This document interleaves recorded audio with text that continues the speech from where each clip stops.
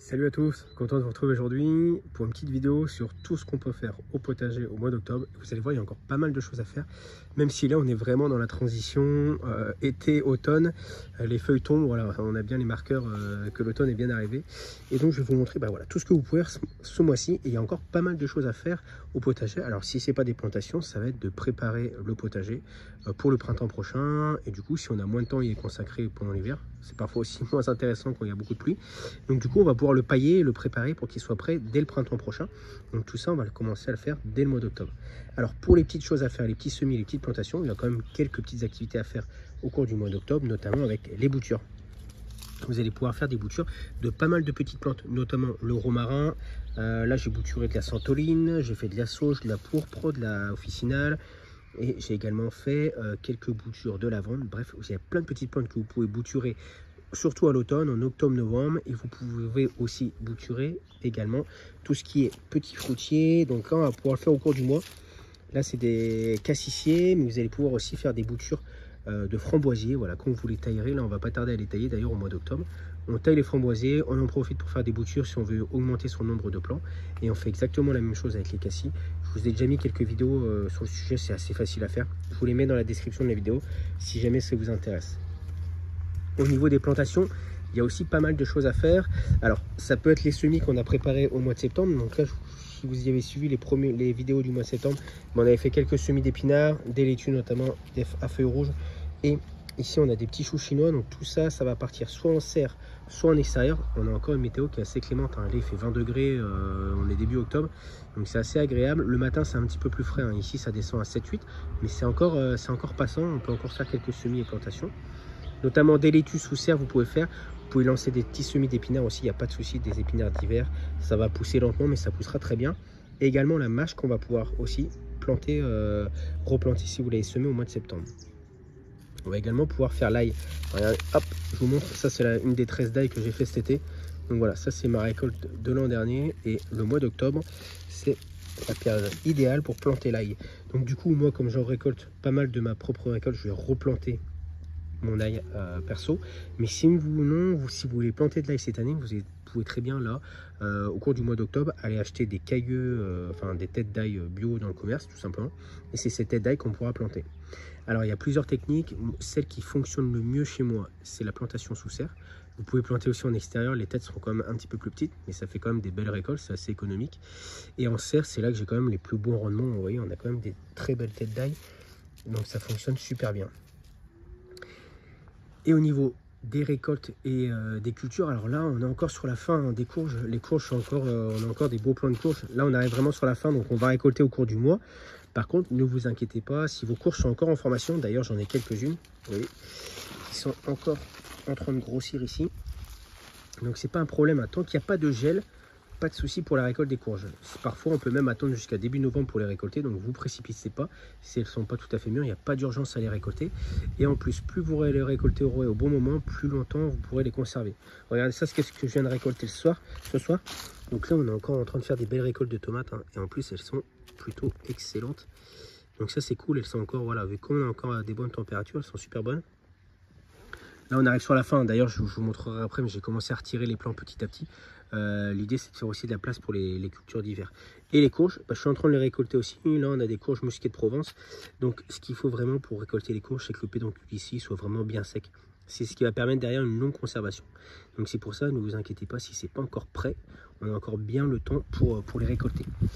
Donc voilà, toutes les petites tomates et tout. Et sinon en culture qu'on a encore au potager en ce moment, voilà, là j'ai encore pas mal de fenouil au jardin. Donc ceux-là, on va les récolter sur le mois d'octobre. Là derrière, j'ai du persil, donc lui, il va tenir tout l'hiver. Et le persil, d'ailleurs, on peut le planter en automne pour le récolter dès le printemps.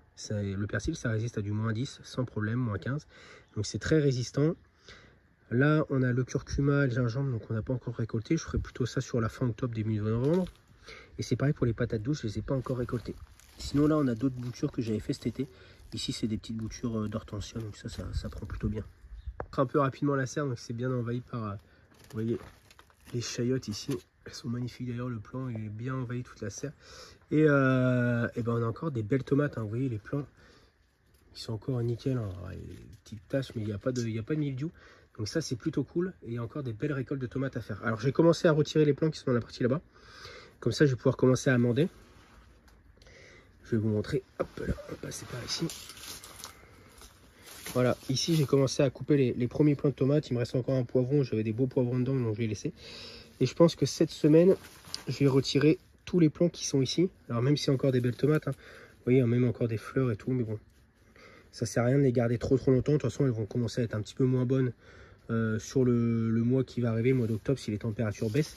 Donc voilà, je vais vraiment continuer à récolter celles qui sont quasi arrivées à maturité.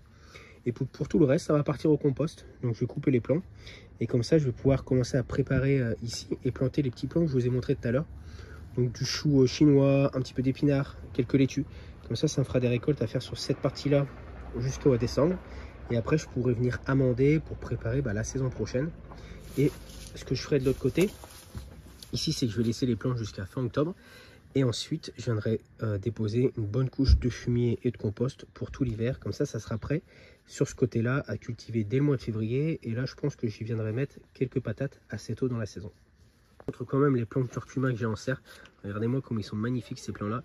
Et ceux-là, je vais les récolter. On va attendre un petit peu. Hein. Et là, il y a encore le temps. Les plants sont vachement beaux. Donc on les récoltera ceux-là que sur fin octobre, début novembre. Au niveau de la partie haute du potager, donc là, au fur et à mesure que les cultures sont terminées, j'ai commencé à préparer pour l'hiver. Donc ici on a un semis d'engrais vert. Donc là c'est un mélange seigle et veste que j'ai fait, je vous ai mis la petite vidéo. Donc celui-là on va le laisser tout l'hiver en place. Ça permet de couvrir le sol, d'empêcher la repousse des mauvaises herbes. Et dès le printemps on pourra le faucher et repartir sur des nouvelles cultures. Je vous montre, j'ai une autre parcelle que j'ai commencé en engrais vert il y a une petite dizaine de jours. Donc là on a un mélange moutarde, seigle, veste. Donc c'est pareil, ça commence à pousser. Et vous voyez, la moutarde et le seigle vont pousser plus vite que les mauvaises herbes. Donc du coup ça va les étouffer, ça va empêcher qu'elles poussent. Et donc du coup au printemps, on n'aura plus qu'à faucher et repartir sur des cultures. Voilà, ça permet de couvrir le sol durant l'hiver, de ne pas avoir à tout reprendre au printemps prochain. Sinon, voilà, là il y a encore des courges. Les courges, elles sont encore plutôt en bonne santé. Ça, c'est les courges que j'ai mis un petit peu tard. Elles continuent de faire des fleurs, mais bon, là, j'y crois pas trop au niveau de la récolte des fruits. Et ce qu'on va pouvoir faire au fur et à mesure, donc là, j'ai récolté. Ici, j'avais deux courges. Les deux courges que je vous ai montré tout à l'heure que j'ai récolté. Donc là, on va commencer à venir amender. Donc là, je commence à récupérer les feuilles. Fumier de cheval. Ouais. Fumier de cheval, donc du coup, mais si vous mettez. Si vous mettez du fumier de cheval et qu'il est frais, c'est-à-dire pas composté, vous pouvez le mettre, hein. Du coup, il vaut mieux le mettre maintenant à l'automne, parce qu'il faut compter à peu près 4 à 6 mois de compostage avant de cultiver à l'intérieur. Donc voilà, même s'il est frais, vous pouvez le mettre maintenant.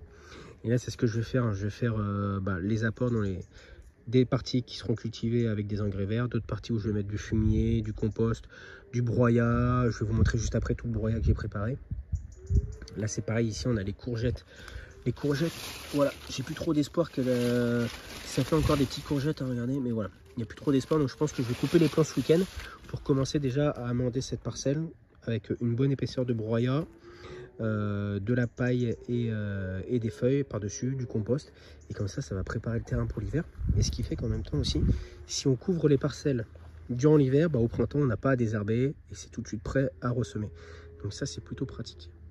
Ici il y a tout le tas de broyat que j'ai fait, donc on a un petit peu tout ici. Les copeaux qu'on voit, c'est j'ai broyé les cannes de tournesol, quelques branches d'eucalyptus, j'ai aussi passé voilà, j'ai taillé une glycine, pareil c'est parti là, et toute la taille de mahé également. Donc tout ce broyat qui est ici, ça va repartir au potager, ça va revenir l'enrichir pendant l'hiver et ça va me permettre d'amender mes parcelles, comme ça je ne perds rien de tout ce que j'ai au potager. Vous voyez, toutes ces là qui ont été taillées, c'est passé au broyeur.